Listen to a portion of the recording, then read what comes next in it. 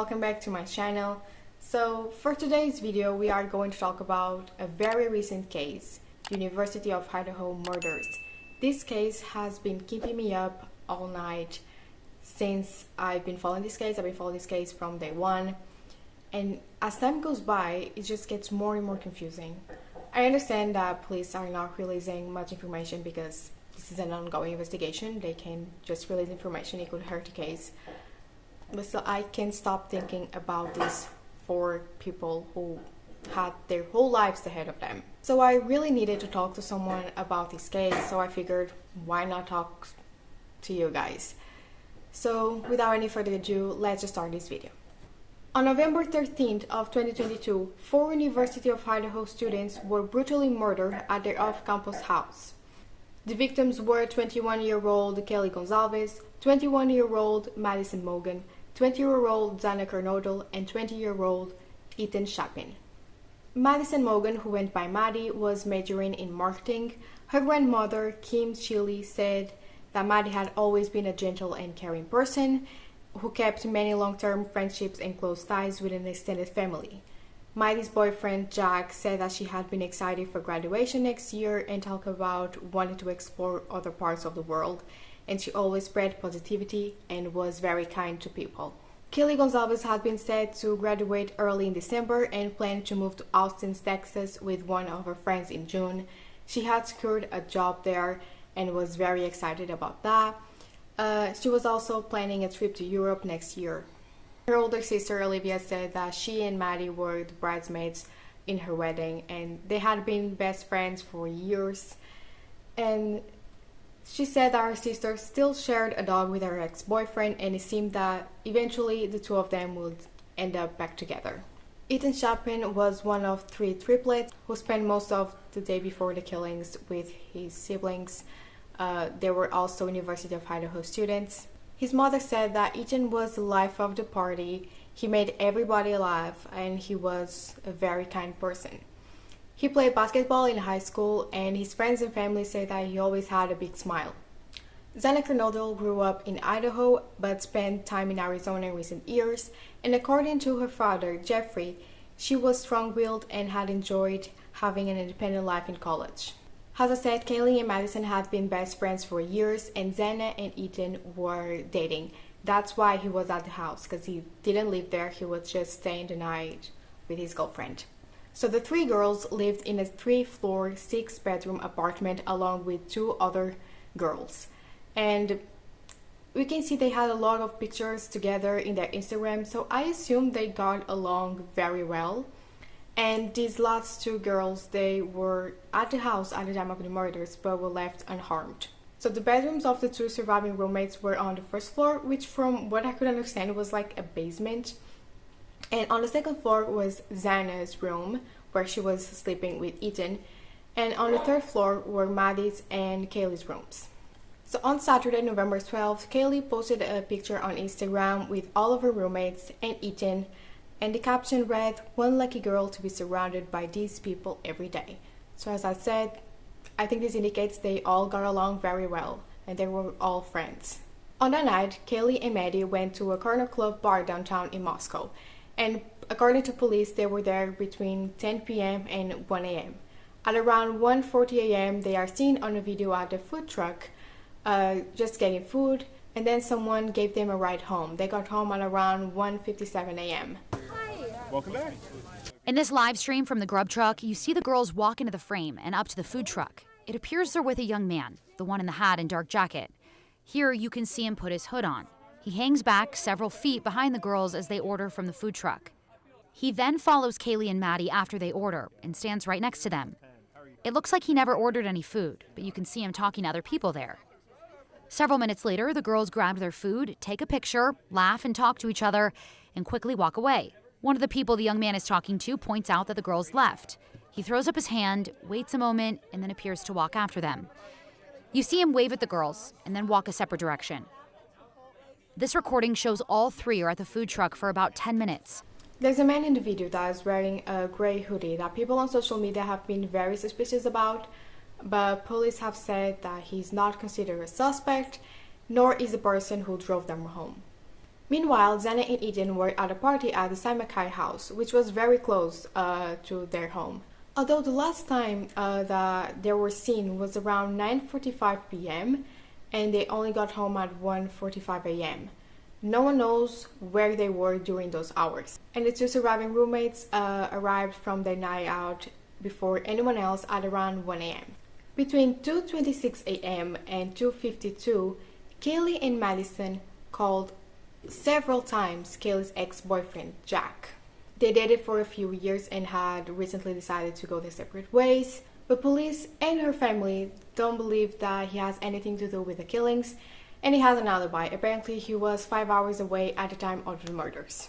In terms of what you understood about your sister's life, was there any threat that she had ever had? Was there anybody who was coming after her on social media? Did she have a past, a problem with a boyfriend or a friend? Anything to inform why somebody would do something so violent to her, her friend, her other roommate, and her boyfriend?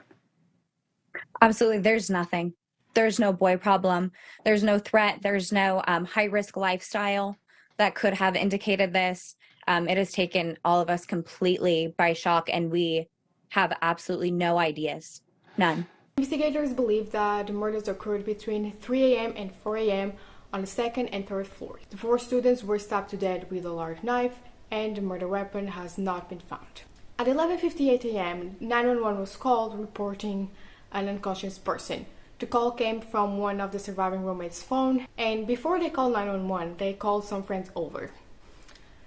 I don't know exactly what happened. Some people say that one of them found one of the students killed and then called friends over, or passed out when someone called 911. Police haven't still fully confirmed how the 911 call was made, what happened, what was said, but I've heard that multiple people talked to the dispatcher, which makes sense. If they call friends over, probably everyone was talking at the same time. When police arrived at the scene, they found 4 students brutally murdered, and they said that that was the worst crime scene that they had ever seen, because there was blood literally everywhere. Police said that there was no forced entry, and from what I could understand, they had a keypad in the door, and they only had to put a code to enter. But Kaylee's sister said that they had a lot of parties in the house, so a lot of people knew the code. If they entered the house through that door, that can indicate that the person knew them or had been in the house before. On November 14, police said that there was no ongoing threat to the community, and they believed it was a target attack, but days later they said that they couldn't guarantee there was no threat to the community. But to this day, they still believe it was a target attack. They are just not sure if only one of them was the target, if it was all of them, or if the target was the house. The 2 surviving roommates slept through the attack and are not considered suspects, nor are the friends they called over. Investigators said they have been told on interviews that Kaylee believed she had a stalker, but they still haven't been able to identify or confirm that she had a stalker. And there was also a lot of speculation about Kaylee's dog. Police confirmed that he was at the house at the time of the murders, but was in a different room. But people on social media have been saying that it's weird that he didn't bark, and that may indicate that he knew the person. But honestly, I have 2 dogs. One of them, my youngest one, if she hears anything, doesn't matter if she knows the person or if it's a complete stranger, she will bark. When my mom or my dad or even my brother or even me, when one of us gets home, she barks and she knows us. But my oldest dog, it doesn't matter if he knows the person or if he's a complete stranger, he won't bark. So honestly, I don't think that indicates anything. Some dogs just don't like to bark. Investigators have also confirmed that some victims had defensive wounds. One that I know that for sure had defensive wounds because her father said so is Xana. So that indicates that Xana was alive, because police believe that the others were murdered in their sleep. And it has also been confirmed that Kaylee was the one with more, who was killed with more violence, and she and Maddie were found in the same bed. But it's not confirmed where Ethan and Xana were found. Some people say that Ethan was on the doorway and Xana was in the room, but honestly, I don't know. I haven't seen any confirmation of that. The only thing we know about them is that they were found in the second floor. Now, the last update we have is that police are looking for the occupant or occupants in the white 2011 to 2013 Hyundai Elantra. This morning, a new clue in the search for the killer of 4 University of Idaho students. Detectives now asking the public for help locating a white 2011 to 2013 Hyundai Elantra, similar to these stock photos, with an unknown license plate, saying they're interested in speaking with its occupants, who may have critical information to share regarding this case. Police also saying the car was seen in the immediate area of the home where the victims were killed early on November 13th. That can mean a number of things. It could be that they have eliminated all the cars in the proximity of the victim house. They cannot figure out what or why this car was there that night. This could be just an elimination, it could be a witness, or it could be a suspect.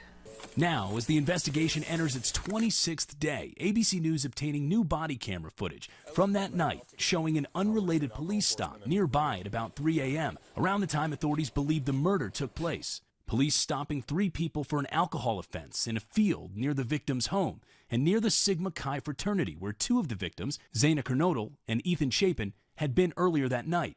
People in the video have been cleared and the incident was not related to the murders, but analysts say the video could still be used in the case. It can be used from a historic standpoint. That information could potentially become relevant later in the investigation because you just never know. To this day, police still haven't arrested anyone and they still don't have a suspect. And to be honest, I think they have someone in mind. They are just waiting to gather more evidence and to build a solid case. But honestly, I think they know who did it. They're just waiting. I also want to say that I'm filmed this on December 8th, so all of the information I have is to this day. When I upload this video, maybe there's more information out there, but as on December 8th, this is the information we have. And I also want to say that if someone who's watching this has any information, please contact the tipline. I'll put it on the screen. As I said in the beginning, this case has been keeping me up at night. I can't stop thinking about it, and I just hope it gets solved very soon so the families can finally start healing and have their answers. So that's all I have for you guys today.